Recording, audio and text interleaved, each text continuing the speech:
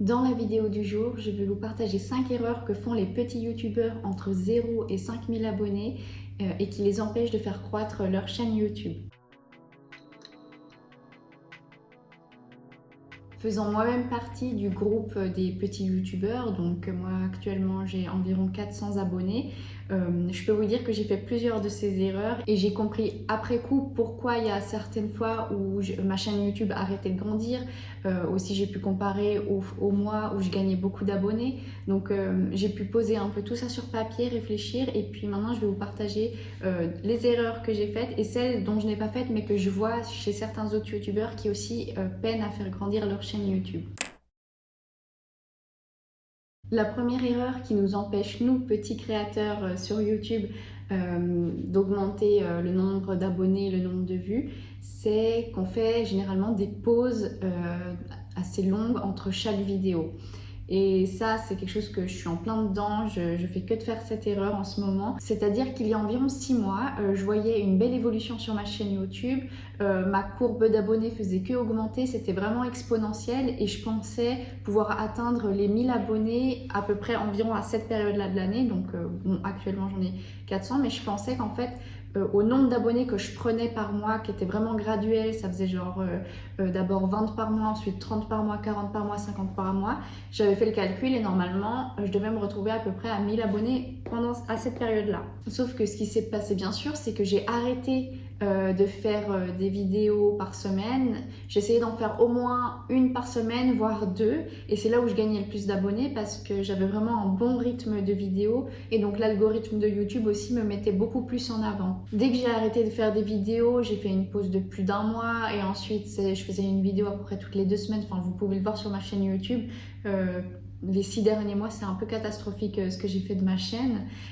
Forcément, le nombre d'abonnés a suivi. J'ai pas du tout continué sur cette bonne courbe qui faisait que monter en termes de vues, d'abonnés. Ça faisait que stagner, même plus rien. Et forcément, YouTube me mettait moins en avant. Et donc, le travail que je dois refaire maintenant, si je veux pouvoir continuer de faire croître ma chaîne YouTube, ça va être d'augmenter le nombre de vidéos et surtout être régulier. Donc, de faire au moins une vidéo par semaine pour que cette courbe puisse continuer à augmenter. Alors, pour éviter de faire cette erreur, ce que je vous conseille de faire, c'est de faire à l'avance en fait votre vidéo et vos montages sur au moins un mois. Par exemple, si vous allez faire une vidéo par semaine, ça fait à peu près 4 vidéos dans le mois.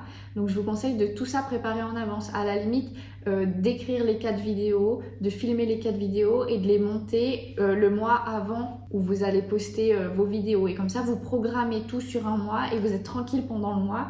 Puis pareil, vous prenez un week-end ou quelques jours pour faire toutes vos vidéos, tous vos montages. Et comme ça, au moins, vous ne serez pas au jour le jour comme moi, je peux faire. Vous serez organisé et donc forcément, toutes les vidéos se posteront aux heures programmées, aux jours programmés et ça pourra vraiment créer un bon rythme pour votre chaîne YouTube. Les gens qui s'abonnent, ils pourront savoir qu'il y a une vidéo par semaine qui va arriver tel jour et ça va vraiment permettre de déjà professionnaliser votre chaîne. Vous allez considérer ça comme un rendez-vous hebdomadaire autant pour vous que pour vos abonnés et puis vous allez pouvoir croître gentiment votre chaîne YouTube et puis atteindre vos objectifs plus facilement que si vous postez une vidéo tous les 1000 ans.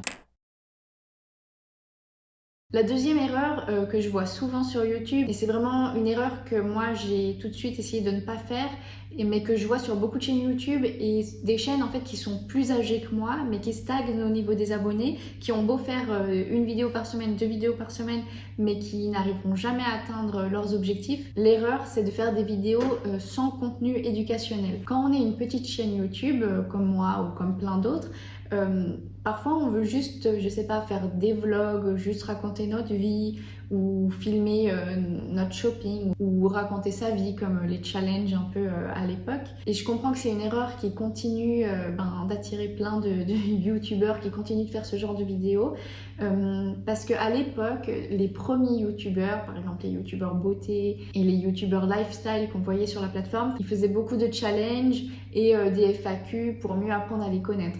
Mais ce qu'il faut savoir, c'est qu'à l'époque, il y avait beaucoup moins de youtubeurs que ce qu'il y a aujourd'hui. Donc à l'époque, c'était facile facile de vite s'identifier à un youtubeur qui apportait pas forcément un contenu éducationnel et qui était juste là pour nous divertir parce qu'il n'y en avait pas beaucoup, donc ils étaient faciles à trouver. Or qu'aujourd'hui, on est des millions sur YouTube. Vraiment, il y a des chaînes YouTube qui se créent, je sais plus, mais c'est impressionnant. Je sais plus si c'est toutes les minutes ou il faudrait que je mette sur la vidéo combien de chaînes YouTube sont créées chaque jour sur la plateforme. Mais on est tellement que pour se démarquer, si on parle de nous, personne va atterrir sur nos vidéos parce que personne nous connaît. À moins que ce soit vos amis ou votre famille, parce que vous leur dites « Ah, regarde, j'ai fait cette vidéo, c'est sur moi ». Et comme ils s'intéressent à vous et qu'ils vous aiment, ils vont aller regarder ces vidéos. Mais sinon, Pierre-Paul Jacques dans la rue, il va jamais aller regarder 10 faits sur moi, par exemple. Parce que déjà, j'ai pas de notoriété. Si j'avais, je sais pas, 100 000, 200 000 abonnés, que j'avais déjà une audience, peut-être que là, ça serait intéressant de parler plus de moi pour essayer que les gens puissent mieux me connaître et qu'ils puissent aussi pouvoir s'attacher à moi, forcément. Mais quand on est un petit youtubeur, forcément, vu qu'on n'a pas de notoriété, les gens vont moins s'intéresser à nous. Et c'est tout à fait normal. C'est comme par exemple les stars qu'on voit à la télé, au cinéma, forcément, on va s'intéresser à eux, à qui ils sont. Et c'est ce qui engendre aussi tous les paparazzi, parce qu'on veut rentrer dans leur vie intime, parce que ce sont des gens connus et donc un peu intouchables. Or, nous, quand on n'a pas d'audience, quand on n'a pas d'abonnés, on est monsieur et madame tout le monde.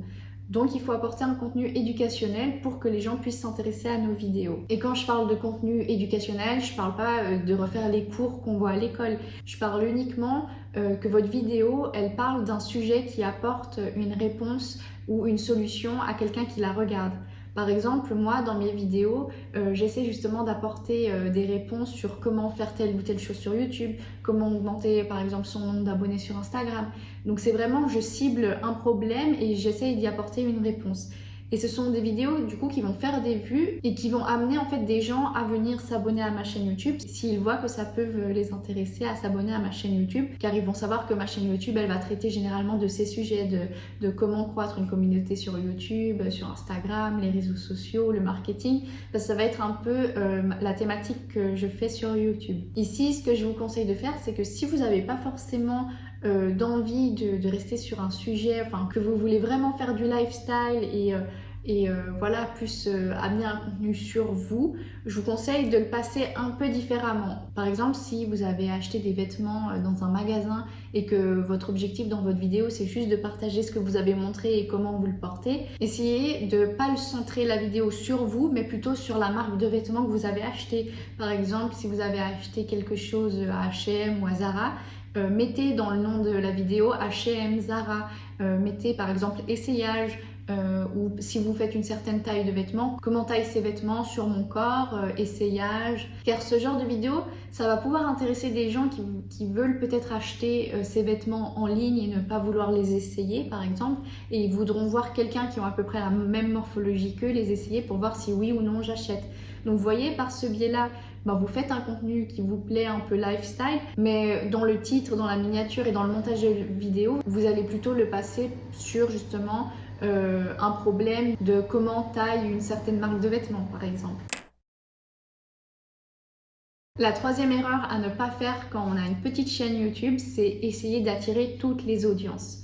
Donc quand je dis toutes les audiences, c'est tout le monde. Quand j'étais en école de marketing, on faisait que nous dire essayer d'attirer tout le monde, c'est attirer personne. Parce que quand vous voyez des publicités, elles sont ciblées pour vous et pas pour vos parents ou pour, je sais pas, votre ami du coin qui n'a pas du tout les mêmes centres d'intérêt que vous. Donc sur YouTube, c'est la même chose. Il faut que vous ciblez une certaine audience et pour ça, vous n'avez pas besoin de faire une étude de marché sur quelle audience vous voulez attirer. En fait, ce qui va se passer, c'est qu'est-ce que vous voulez faire sur YouTube. Vous allez sélectionner une ou deux thématiques qui vous plaisent vraiment et que vous pouvez combiner et vous allez faire que ça sur YouTube pendant soit toute la durée de votre chaîne YouTube ou si vous voulez un jour changer, vous pourrez changer et ça vous verrez quand vous aurez fait croître votre chaîne YouTube.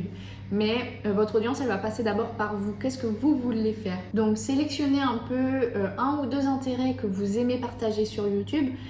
Que ce soit dans le digital ou dans le manuel, dans le bricolage, dans la mode, la beauté, les jeux vidéo ou l'histoire, la géographie. Il faut vraiment que n'importe quoi, que vous sélectionnez quelque chose parce qu'il faut vous dire que ce que vous aimez, il y a beaucoup d'autres gens qui aiment aussi ce sujet. Vous n'êtes pas tout seul à aimer une certaine chose. Alors, une fois que sur YouTube, vous allez faire plusieurs vidéos de ce type, vous allez forcément attirer une audience qui aimera ce que vous faites. Et c'est comme ça que vous allez pouvoir créer votre audience spécialisée dans le domaine que vous aurez choisi. La quatrième erreur que je pense qu'on fait 99% des petits youtubeurs comme moi quand on commence YouTube, c'est ne pas publier au moins une fois par semaine. Et ça serait vraiment le minimum si vous voulez grandir rapidement votre chaîne YouTube. Si vous ne publiez pas une fois par semaine, c'est pas grave. Mais si votre objectif c'était de grandir votre chaîne YouTube assez rapidement, c'est mort. Parce que comme je vous l'ai expliqué précédemment dans le point de faire des trop longues pauses sur YouTube, ben, c'est à peu près pareil. C'est que pour que l'algorithme YouTube vous mette en avant et propose des choses nouvelles aux abonnés ou à une audience que vous allez cibler, il faut que vous soyez présent. Et une fois par semaine, c'est vraiment le minimum. Car malheureusement, on est vraiment dans une société de consommation et de plus en plus même de surconsommation, autant alimentaire que sur tout, ça s'applique à toute la vie. Par exemple, sur TikTok, on va consommer les vidéos ultra rapidement, alors qu'avant ça n'existait pas. On prenait le temps de regarder plusieurs vidéos, par exemple sur YouTube, qui duraient plus longtemps. Donc on voit que les gens, ils se lassent très très vite des choses et ils ont besoin de contenu, mais régulièrement. Et sinon, ils vont chercher quelqu'un d'autre qui va pouvoir produire ce contenu régulièrement. Alors si vous voulez construire vraiment une audience sur YouTube, vraiment grandir votre chaîne YouTube, il faut que vous soyez présent une fois par semaine, qu'on puisse vous voir une fois par semaine pour qu'on ne se lasse pas de vous et qu'on continue d'apprécier ce que vous faites et qu'on ne vous oublie pas tout simplement. Et enfin, la dernière erreur que je vois souvent sur les petites chaînes YouTube qui peinent à grandir, c'est essayer de reproduire les vidéos d'un grand YouTuber ou d'un YouTuber plus connu que vous. Je pense que cette erreur, elle est faite parce qu'on se dit « Ah, mais si je fais tout comme ce YouTuber, si je reproduis toutes ses vidéos, les mêmes mimiques, le même style de montage, etc., j'aurai le même succès que lui, j'aurai les mêmes abonnés que lui. » Alors que non, pas du tout. Parce que ce qu'il faut se dire, il faut voir YouTube comme une grande place de marché où chaque jour il y a des nouveaux youtubeurs, il y a des youtubeurs qui partent et l'audience elle est toujours là. Et ce qui va se passer, c'est que l'audience qui va regarder un certain youtubeur, si elle trouve mieux que ce youtubeur-là, et ben elle va regarder le nouveau youtubeur en question et elle va zapper l'ancien. C'est comme ça que ça marche. Donc si vous êtes une copie d'un youtubeur et que vous faites tout en moins bien parce que vous avez moins d'abonnés, que votre montage il sera moins bien, que du coup les mimiques vous les copiez alors qu'elles existent déjà chez quelqu'un d'autre, personne ne va s'intéresser à vous parce que quelqu'un le fait déjà mieux que vous. Alors, il faut que vous vous créez votre propre personnalité, votre propre style de vidéo, de montage et vous allez pouvoir justement attirer cette audience vers vous et comme ça, cette audience sera moins intéressée sur un autre youtubeur. Et ça, on le voit généralement chez les youtubeurs qui explosent et qu'on connaissait pas trop et qui d'un coup ont des centaines de milliers d'abonnés. C'est parce que pourquoi ces youtubeurs ont explosé ? C'est tout simplement qu'ils sont uniques et qu'ils apportent quelque chose de nouveau sur la plateforme. Donc le fait que ces youtubeurs se démarquent, ils arrivent à attirer toute une audience vers eux qui n'aurait pas pu attirer s'ils étaient la copie d'un certain youtubeur ou bien que tout simplement ils n'apportaient rien de nouveau sur YouTube. La plateforme YouTube, elle cherche vraiment de la fraîcheur. Pareil, les audiences, elles cherchent des choses nouvelles, elles veulent se divertir autrement.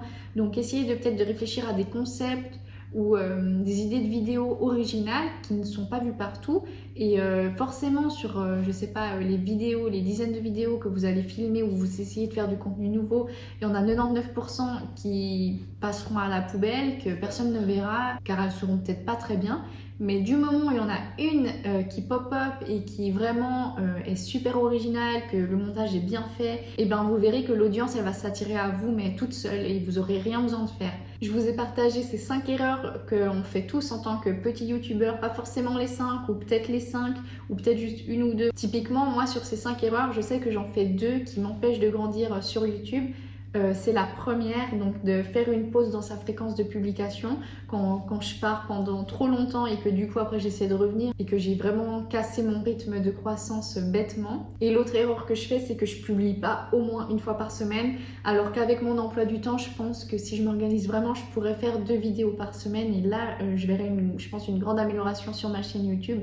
Mais c'est vraiment de faire au moins une vidéo par semaine, c'est ce que je dois me fixer si je veux pouvoir grandir et arrêter de stagner. Surtout que sur YouTube, le plus difficile, c'est les 1000 premiers abonnés. Une fois qu'on a passé ce cap et que du coup on a bien compris comment la plateforme elle fonctionnait, qu'est-ce qui attirait notre audience, quelles vidéos on fait, qu'on s'est aussi amélioré en montage, du coup le montage il prend beaucoup moins de temps, ben après ça va aller beaucoup plus rapidement et puis vous serez aussi beaucoup plus à l'aise sur la plateforme. Je vous remercie d'avoir regardé cette vidéo et je vous dis à bientôt.